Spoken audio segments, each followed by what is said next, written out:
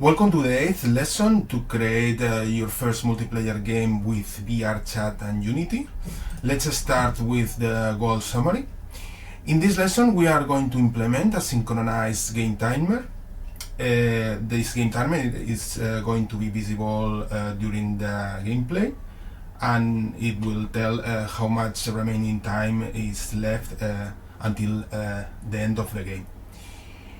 By the end of the game will happen when this timer runs out. Next, we will create a new panel that will display the final score just after the time runs out.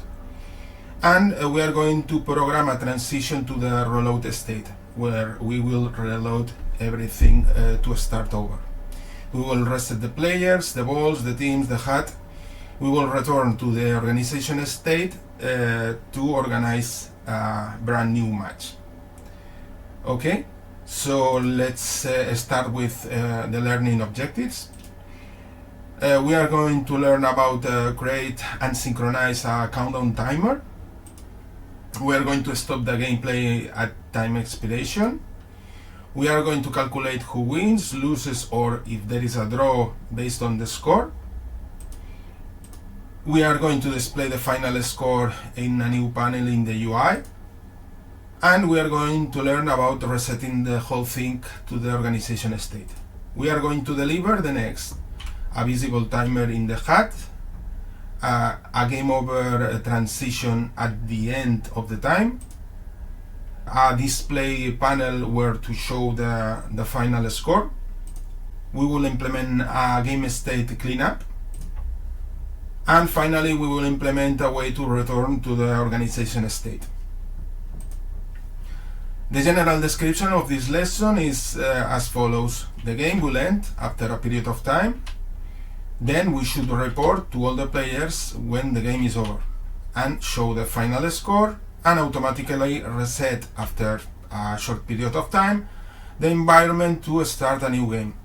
For those of you who are doing the level 1, the advanced challenge, these are the steps that you need to do to complete the whole lesson. You need to implement a timer that counts during game state. When the timer reaches 0, you will transition to the game over state. You will need to show a new panel showing who wins, who loses, or if there is a draw. You will need to despawn the balls and any indicators to be able to start over. Also, in order to start over, you will need to teleport the players again to the center of the field so they can start over, and you will need to reset everything so the game can start over. The scores, the team indexes, the HUD, the ball states, and the final thing will be to transition to the organization state. Here you have the prompt of the lesson. You can ask this prompt to help you out to complete successfully this lesson. So let's start. In the first exercise of this lesson, the game will end after a defined period of time. We will start with 5 minutes. And then a screen in the game HUD will be displayed reporting the final result and telling the players which team has won and which team has lost. For those of you who are doing the level 2, the guided challenge, these are the steps that you need to do. You will need to define variables to keep track of the time. You will need to define a local variable to keep track of the local time, and a network variable to be able to synchronize the time between all the connected clients. In Game Controller, you will need to implement a method that calculates the remaining time in order to be able to know when the game ends and to display this time in the HUD. In the update method for the game state, you will implement the logic of calculating this time. All the clients update the time game progress, the local variable to keep track of the time, and display this information on the HUD. But only the master can update the networked variable that keeps track of the time. And also only the master can run the transition to the state game over when the time runs out.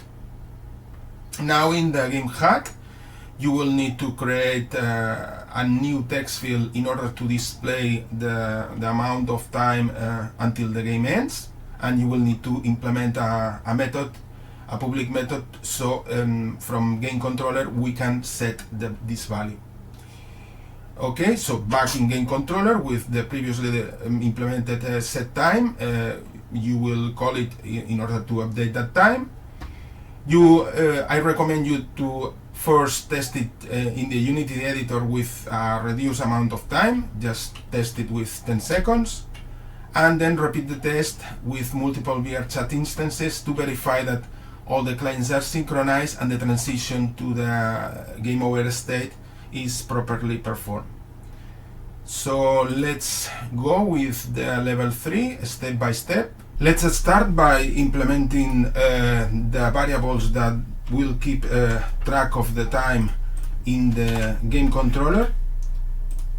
Okay, so we have one constant that is the total amount of time that we are going to have, and we have two variables, one that is a synchronized variable that the only responsible to modify this variable will be the master, and another one that is a private variable that its connected client will use to keep track of the time.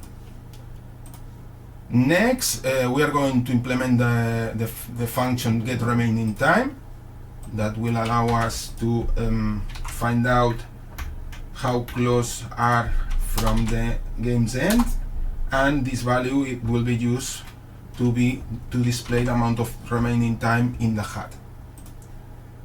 Okay, so in the update method we need to implement for the state game the next logic. We need to update the time game progress for all the players. Okay, so the logic is as follows.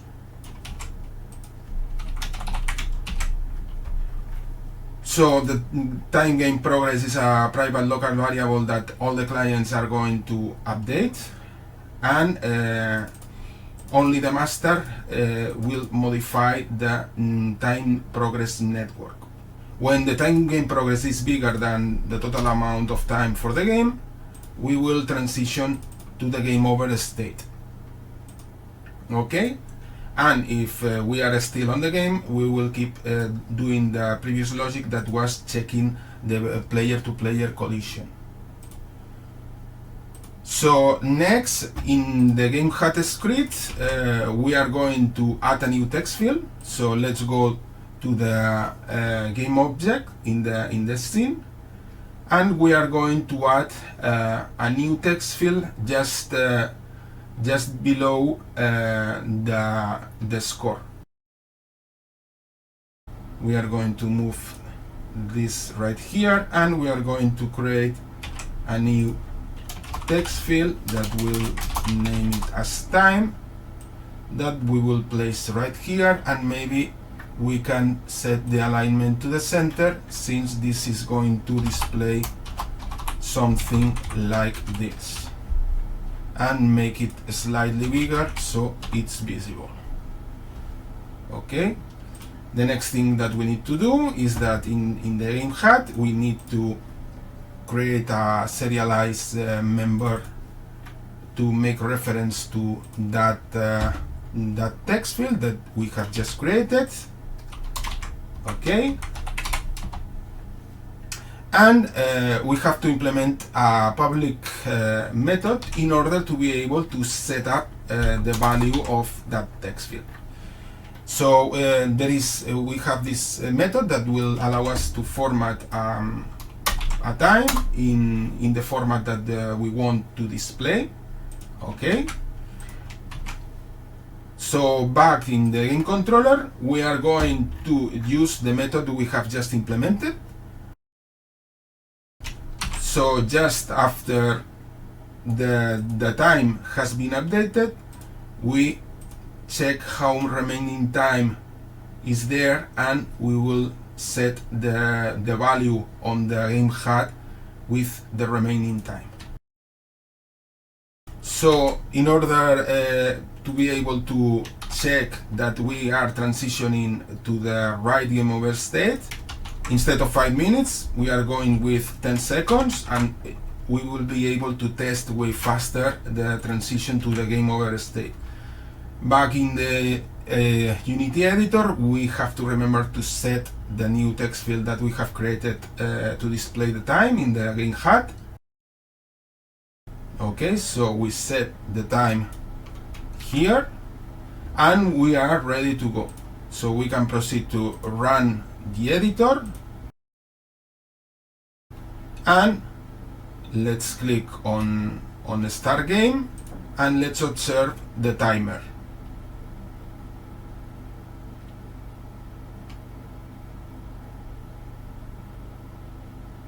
Okay, as you can see, as the timer has run out, we have transitioned to the game over state. So now we can test it with multiple VRChat instances. Okay, so now that we are running two VRChat Windows instances, let's start the game and let's observe how the timer is working. Okay, so the timer is running in both clients, and as soon as we reach 0, the transition in both clients to the state game over is performed. Okay, so that's for this exercise. You will find a code checkpoint here with this exercise completed. Let's move forward to the next exercise. For the second exercise of this lesson, we are going to create in the game HUD a new panel that will tell the player when the game is over if he has won or if he has lost, depending on the final score.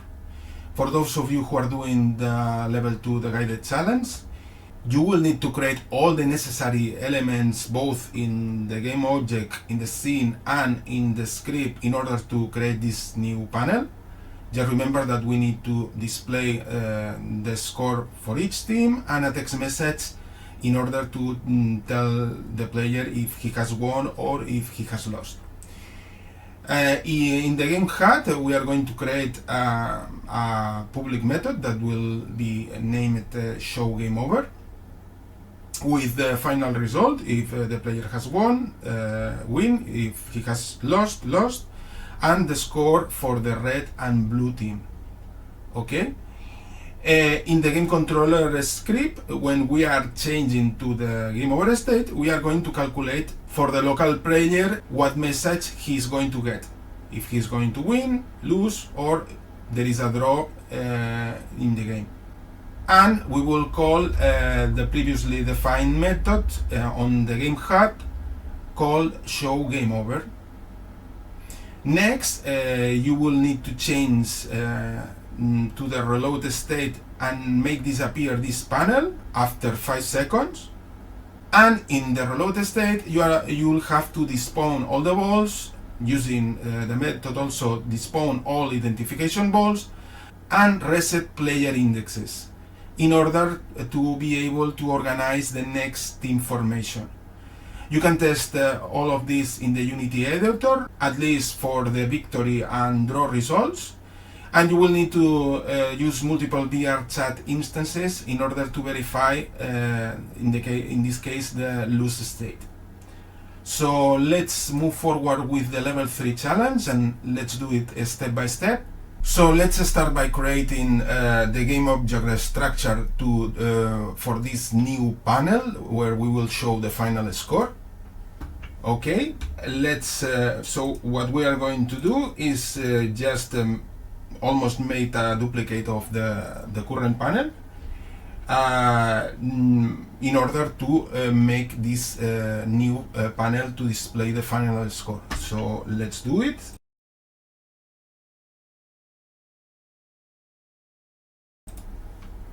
Okay, so this is the panel we have created. In order to check if it's properly aligned, we can just play start, and if it's properly aligned with the camera, we should be good. Okay, so maybe we can adjust it a little bit better.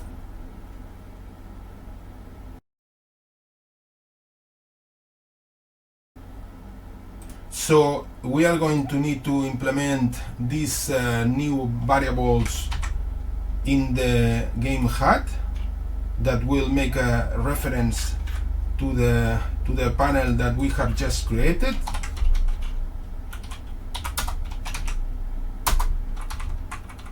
Okay, so now we are going to contain all the information about the game in this panel, and the information about the final panel in this other reference, so we can enable and disable each one depending of the game state. Okay, so let's initialize these serialized fields in the inspector with the game objects that we have just created. Okay, so we are going to initialize the game panel, the final score panel, and the new text fields for the score,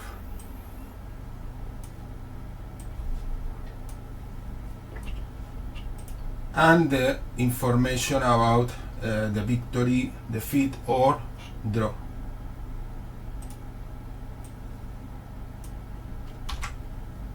Okay, so back to the code.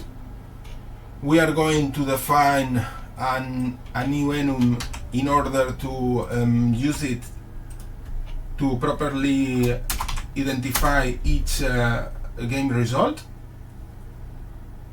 and we are going to implement the new method show game over.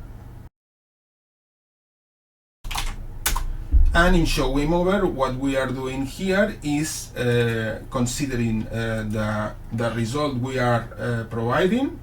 If it's victory, defeat, or draw, we will display the right information in the final panel. So next, back in the game controller, we are going to call this show game over to display the final result. So when we are transitioning to the game over state, we are going to make to calculate who is the winner, who is the loser, and for the local player we will check what result is going to get in the display panel. We are going to need some functions from the score controller in order to get the final score. That's okay. We can do that easily. So in the score controller, we are going to get, okay. So back here, we are calculating the result for the local player. If it's a victory, or it's a draw, or it's a defeat, and the final result will be displayed in this line.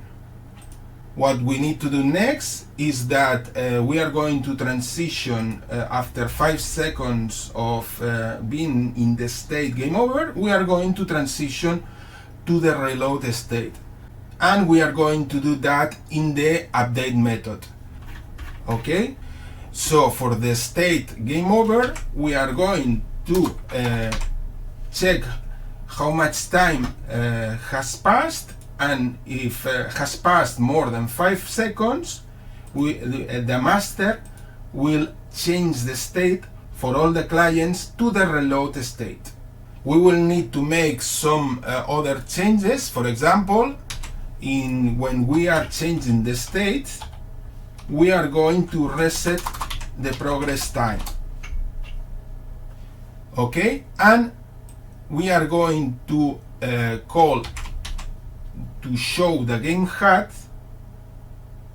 when we are transitioning to the reload state, because we are interested to hide the final result to display again the usual game HUD in order to be able to organize a new game. So in the game HUD, we are going to implement the method showGameHUD that will display back again the game panel and hide the final score panel. Next, when we are transitioning to the reload state, we will have to despawn all the balls, also the identification balls, and the player indexes in order to start a new game. In order to do that, what we need to do is, first of all, in the ball controller, we need to implement a new method in order to despawn all the balls. So we are going to do that. And back in the game controller, in the transition to the state reload, we are going to call the methods to despawn the balls, despawn all identification balls, and reset player indexes.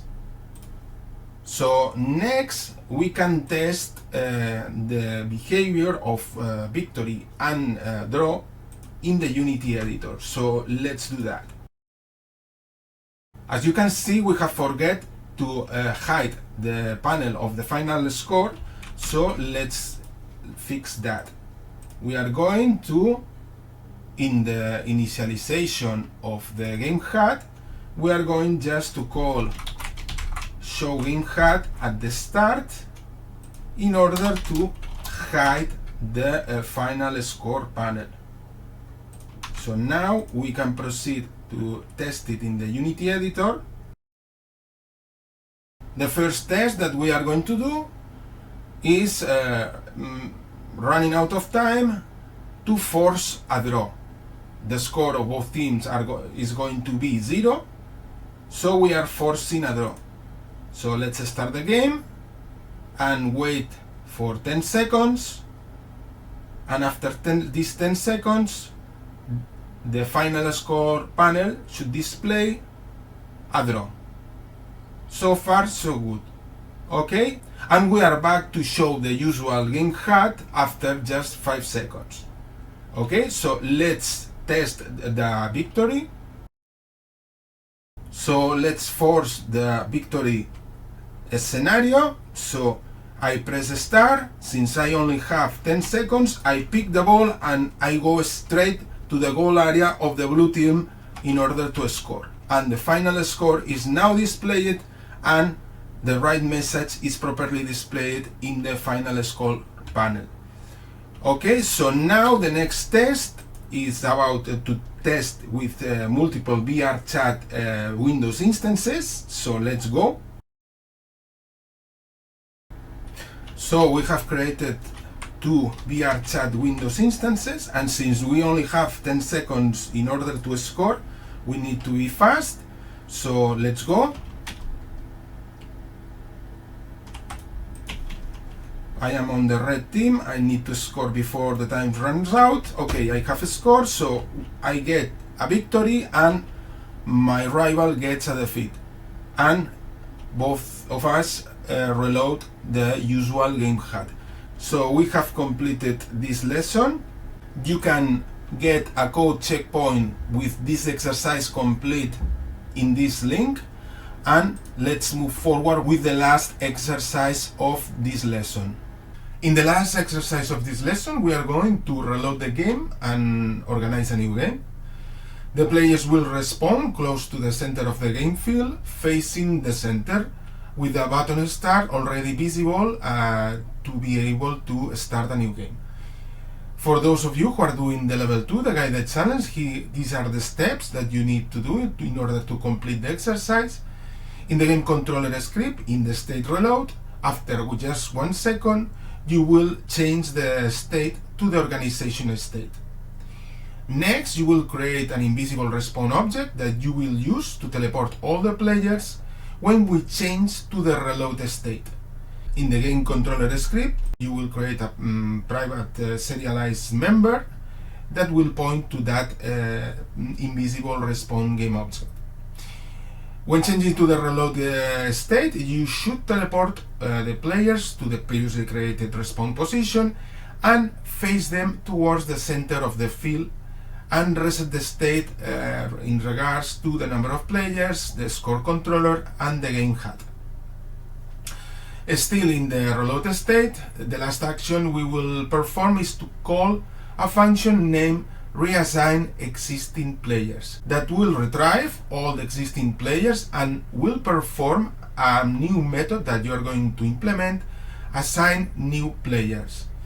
This operation requires some refactoring in the process on the method onPlayerJoin, so feel free to ask the AI for help. Finally, you can proceed to test in the Unity editor just to complete a game and to be able to restart a new game. And the last step will be to test with multiple VRChat Windows instances. For those of you who are doing the level 3 challenge, let's start. So we will start by transitioning to the organization state after 1 second of being in the reload state. So this will be like this. While in the reload state, we increment the time game progress, and when we are above 1, the master will be the responsible to change the state to the organization state. So next we are going to create this invisible respawn game object where the players will respawn after the game is completed and a new game is going to be organized. Okay, so we are going to create this respawn position just where we want to.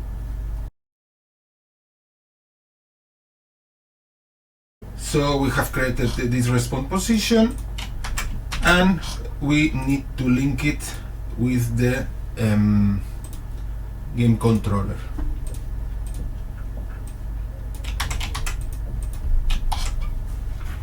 We create the serialized private member and we are going to connect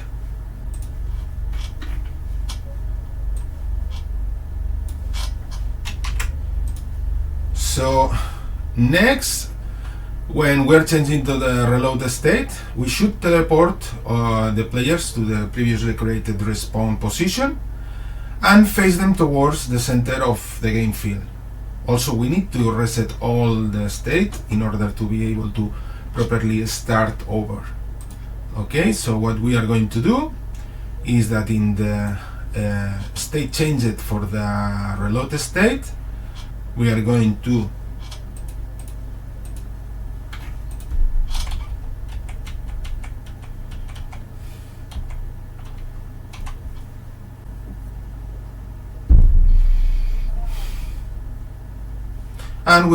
implement methods to reset both the score and the game HUD.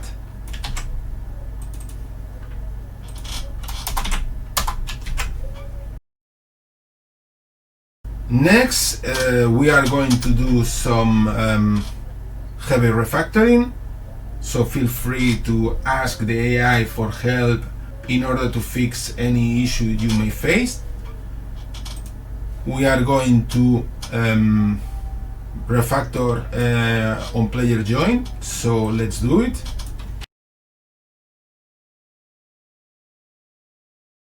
So let's review what we have done. In the onPlayerJoin, we have refactored the code, and we have created the new method assign new player that is being performed by the master, and the master will be responsible to assign the player to the team, spawn his identification ball, request a serialization of all the data, and update the state of the button game start in order to make it available depending the total number of players.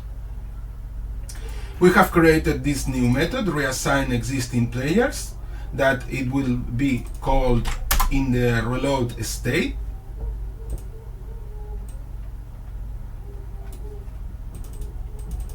And what this method is going to do is to just to reassign all the players to the right teams in order to be able to start the game. So we should be good to go. We should be able to make the whole game loop from starting a game to ending the game, and to be able to restart over. So let's do it. Okay, so we are going to wait for the time to run out, and we are going to just kick the ball out of the way just to check that the ball is being respawned properly. Okay, so my player has been respawned in the position I wanted, and the button is ready again. And if I press start, I can start a new game. Okay, so now it's time to test it with multiple VRChat instances. So let's do it. So we have started both VRChat Windows instances. Let's start the game, score a goal to modify the score. We have only 10 seconds, so we have to be fast, and go. So I am going to pick the ball, and I am going to score, and the time is going to run out now, and all the players are going to be respawned in the initial position.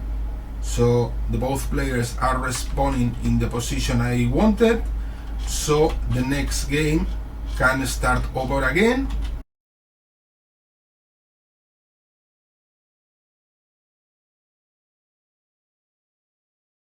So we have completed the current lesson.